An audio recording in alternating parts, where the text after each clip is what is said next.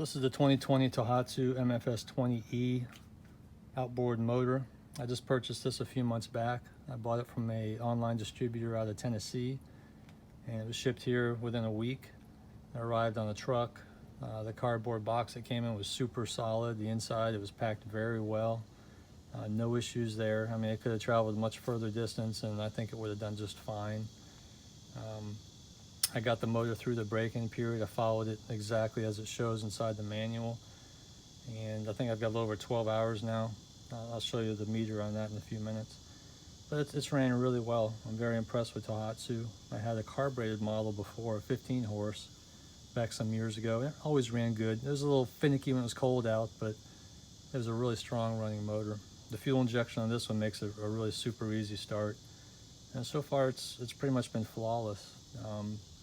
Very powerful and very easy to operate. The only thing I found with this was when I first got it and I was setting it up, and before I even fired it up, it actually comes with a fuel tank as well, a 3-gallon one.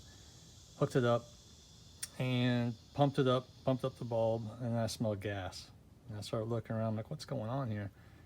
So apparently, I mean, they run these motors at the factory. They put oil in them, and they run them, and then they drain the oil, and then drain whatever gas is in the motor, and then ship it out. But what they did with this one, I'll give you a shot of this.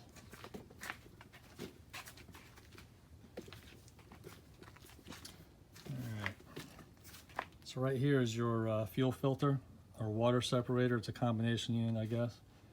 And what they do is they unscrew this bottom part, and they dump out the fuel, probably dry it out and stick it back on. But when they did this, there's an O-ring at the top of this, and they pinched that O-ring, so it was dripping fuel.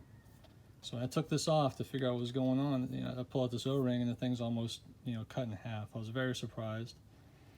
So that delayed me a few days. I actually didn't bother contacting Tohatsu or the place I bought it from. I just knew it was something from the factory I could probably solve myself much quicker than dealing with them. So I went online and ordered the O-ring off of the parts manual, had it in a couple days, put it in, and that solved that problem. But pretty interesting. I really wasn't expecting that. But other than that, no issues at all. So part of the break-in process, I was reading about it, and the way I did my old ones, I kind of used a watch or whatever, and I tried to time the hours and such, and it's really a pain. But you can get these little tachometers now that fire off of the spark plug. So I got one of those and put it on here, and it's just been great. And the other good thing about that is they make a model that is a tachometer.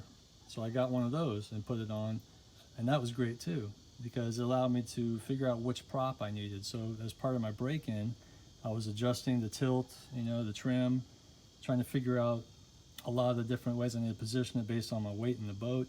I tried a few different props. I figured out which prop works best for my application. I got the boat loaded with my family and all our gear, or if it's just me and my dad out fishing. I got it figured out, and it really made it really easy. So I'm gonna show you what I'm talking about. Here it is. Here's the hour meter on the left and the tachometer on the right.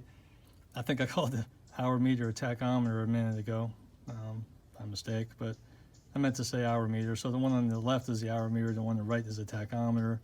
The one on the right actually does hours too, but I really just use it as a tack. That way I can see both at the same time, and I've got a backup hour meter actually. So it works out good. I said, just fires off the spark plugs, and it works really well. Makes it really good to track the service intervals. And if you're propping your motor, that's another good thing too. You can actually see what the RPM is. And what was cool is I knew I had the tachometer set right, because even in the manual it says, I think the idling RPM, whatever it was, I think 950 RPM maybe, is exactly what it was idling. So I knew I found the right setting. Some people have trouble finding the correct settings to fire off of different cylinder timings, and I got lucky, I guess, and found the right one on that one. So it works really well. I'm very impressed. Overall look at the motor. Really good looking motor. It's actually pretty lightweight for 20 horsepower as well. Mounted up on a custom job I did here on the TH Mini Jacker. I'll do a video on that too. I think a lot of people will find that one very informative and useful. Put the hydrofoil on. I'll do one on that as well. And that's about it. good motor. Any questions, comments, give me a shout. I'll see what I can do. Thanks for watching.